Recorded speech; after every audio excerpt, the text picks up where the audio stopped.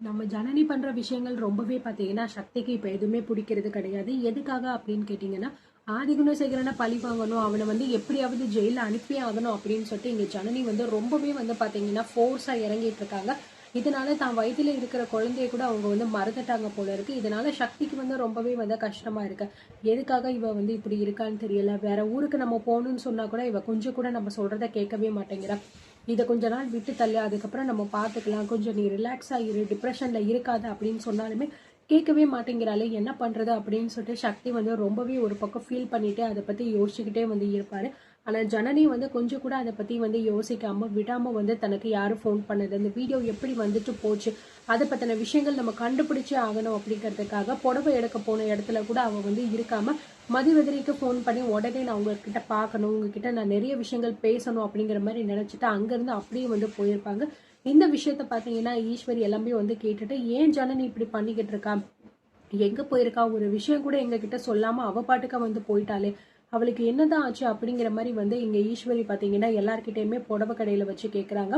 So அவளுக்கு வந்து ஏதோ ஒரு சின்ன வேலை இருக்கு போல இருக்கக்கா, அதனால போயிருப்பாங்க. நம்ம எடுத்துட்டு அதுக்கப்புறம் நம்ம கிளம்பிக்கலாம், வீட்டுக்கு போயிட்டு நம்ம மற்ற விஷயங்கள் எல்லாமே நம்ம பேசிக்கலாம் அப்படிங்கிற மாதிரி வந்து இங்க ரேணுகாவும் நந்தினியும் வந்து சொல்லி சமாளிச்சிடுறாங்க. சரி அப்படிங்கிற மாதிரி வந்து சொல்லிட்டு அதுக்கப்புறம் வந்துடுறாங்க. இந்த பக்கம் ஆட்டோல போறப்போ வந்து சக்தி ஜனனிக்கு ஃபோன் பண்றாரு. எங்க இருக்க ஜனனி அப்படிங்கிற மாதிரி கேட்கும்போது, இந்த மாதிரி நான் மதிவதனி மேடம் ஒரு முக்கியமான வேலையா பாக்குறதுக்கு போய்கிட்டு இருக்கேன் சக்தி அப்படிங்கிற மாதிரி சொல்றாங்க. என்ன சொல்ற ஜனனி, நீ புடவை எடுக்கிறதுக்காக தான் நான் போனேன், இப்ப எதுக்கு அங்க இருந்து அங்க போய்கிட்டு இருக்க, நான் எத்தனை தடவை உங்ககிட்ட சொன்னாலும் நீ ஏன் ஜனனி அதை கேட்கவே மாட்டேங்கிற அப்படின்னு சொல்லு. இல்ல சக்தி, என்னால வந்து பொறுமையா இருக்கவே முடிய மாட்டேங்குது, அந்த ஆதி குணசேகரனுக்கு எதிராக எனக்கு நிறைய விஷயங்கள் கிடைக்குது. இப்போ கூட ஒருத்தர் எனக்கு வந்து கால் பண்ணி இந்த மாதிரி இடத்துக்கு வாங்க நம்ம மீட் பண்ணலாம் அப்படிங்கிற மாதிரி வந்து சொன்னாரு.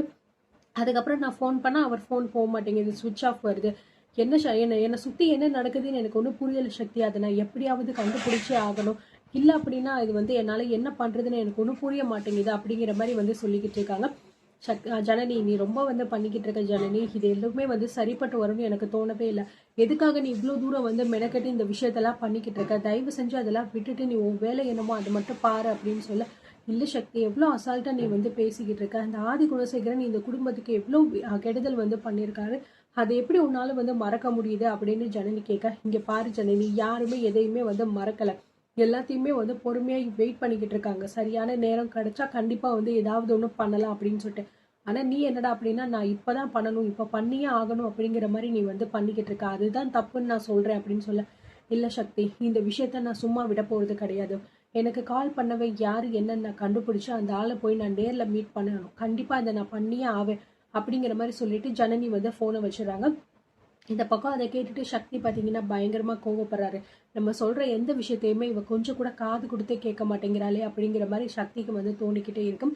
ஜனனி வந்து வேகமா வந்து மதிவதனி வீட்டுக்கு வந்து போயிடுறாங்க. இந்த மாதிரி எனக்கு இந்த நம்பர்ல இருந்து கால் வந்துச்சு மேடம், ஆனா யாருன்னு கூட எனக்கு தெரிய மாட்டேங்குது, அதை எப்படி நம்ம கண்டுபிடிக்கிறது, என்ன ஏது, என்னை சுத்தி என்ன நடக்குது அப்படிங்கிற விஷயம் கூட எனக்கு தெரியல, எனக்கே ரொம்ப பயமா இருக்கு, நான் வந்து ரொம்ப ஓவர் லிமிட்டட் தாண்டி போய்கிட்டு இருக்கேன் நான் இந்த ஆதி குணசேகரன் விஷயத்துல அப்படிங்கிற மாதிரி வந்து சொல்றாங்க. மதிவதனியும் சொல்றாங்க, இங்க பாரு ஜனனி, எதுவா இருந்தாலும் கொஞ்சம் பொறுமையா நீ வந்து யோசி, எதுக்காக இவ்வளோ அவசரப்பட்டு எல்லா வேலையுமே பண்ணணும்னு நினைக்கிறேன், கிடைக்கின்ற நேரத்துல எல்லா விஷயமும் தானா வந்து கிடைக்கும், அந்த நம்பரை நான் வந்து என்னோட டிபார்ட்மெண்ட் சைட்ல கொடுத்து நான் வந்து இது என்ன நம்பர் அப்படின்னு சொல்லிட்டு நான் வந்து பார்க்க சொல்றேன் அப்படிங்கிற மாதிரி சொல்லிட்டு அவங்களுமே போயிட்டு அந்த நம்பரை கொடுத்துட்டு இது யார் நம்பர் என்னன்னு கொஞ்சம் எனக்கு பார்த்து டீட்டெயிலாக உடனே சொல்லுங்க அப்படிங்கிற மாதிரி சொல்லி கொடுத்துட்றாங்க.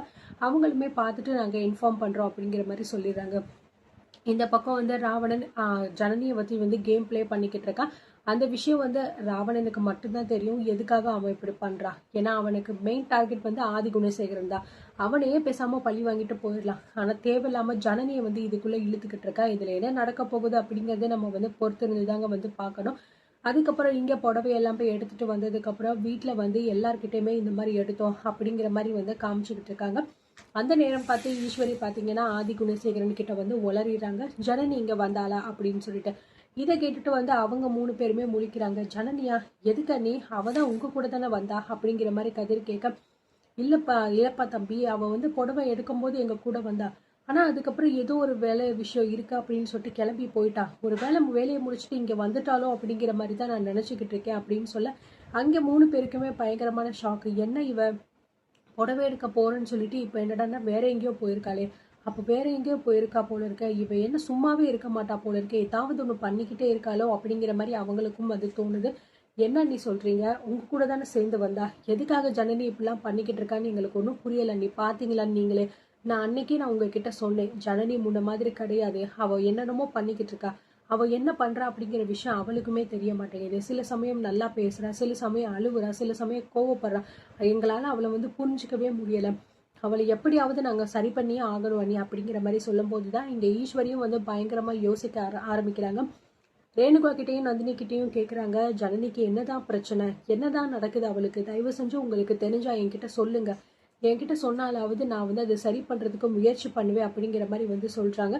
அவங்க 2 பேருமே எனக்கு தெரியலக்கா என்னன்னு சொல்லிட்டு, கொஞ்ச நாளாவே ஜனனிக்கு வந்து ரொம்பவே டிப்ரெஷன்ல இருப்பா போல இருக்கு அப்படிங்கிற மாதிரி சொல்றாங்க. நம்ம ஏதாவது ஹாஸ்பிட்டல்ல கூட்டிட்டு போயிட்டு டாக்டர் கிட்ட வேணா காட்டலாமா அப்படிங்கிற மாதிரி ஈஸ்வரி சொல்றாங்க.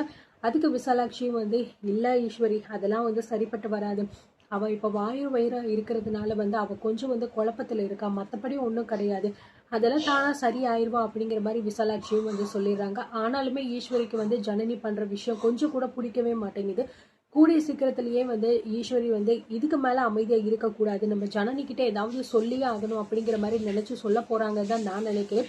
இதனால ஜனனிக்கும் ஈஸ்வரிக்கும் இடையில பிரிவு ஏற்பட போகுதா அப்படிங்கிறது தெரியல. ஏன்னா ஆதி குணசேகரோட பிளானே அதுதான், ஈஸ்வரியை வச்சுதான் இந்த ஜனனியை நம்ம வந்து அடக்கணும் அப்படிங்கிற மாதிரி அவன் பிளான் பண்ணி தான் ஒன்னொன்றையும் வந்து பண்ணிக்கிட்டு இருக்காங்க.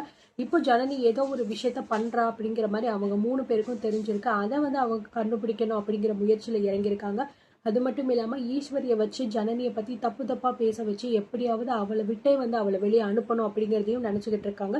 பார்க்கலாம் ஈஸ்வரி வந்து எப்படி மாறுறாங்க, ஜனனிக்கு எதிராக மாற போறாங்களா, ஆதி குணசேகரன் பேச்சை கேட்டுட்டு அப்படிங்கறத அடுத்தடுத்த எபிசோட்ல நம்ம பார்த்து தெரிஞ்சுக்கலாம்.